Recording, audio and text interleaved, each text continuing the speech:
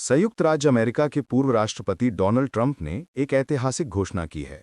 उनका कहना है कि इजराइल ने तथाकथित विथड्रॉल लाइन यानी वापसी रेखा को स्वीकार कर लिया है। इसका मतलब है इजरायली सेना कई विवादित क्षेत्रों से पीछे हटने के लिए तैयार हो गई है। ट्रंप ने बताया कि अब अगर हमास इस प्रस्ताव को औपचारिक रूप से स्वीकार कर लेता है तो तुरंत प्रभाव से संघर्ष विराम यानी सीज फायर लागू हो जाएगा। इसके साथ ही कैदियों का आदान प्रदान शुरू होगा, यानी एक तरफ इजरायली बंदी और दूसरी तरफ फिलिस्तीनी बंदी, दोनों की रिहाई की प्रक्रिया शुरू की जाएगी।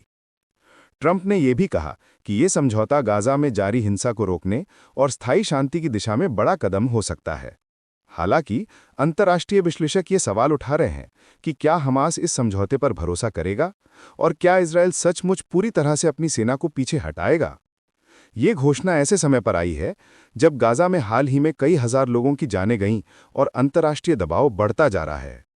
अगर ये समझौता लागू होता है तो ये पिछले एक दशक में पहली बार होगा जब दोनों पक्ष एक ही रेखा पर खड़े होंगे। अब सबकी निगाहें हैं हमास की प्रतिक्रिया पर।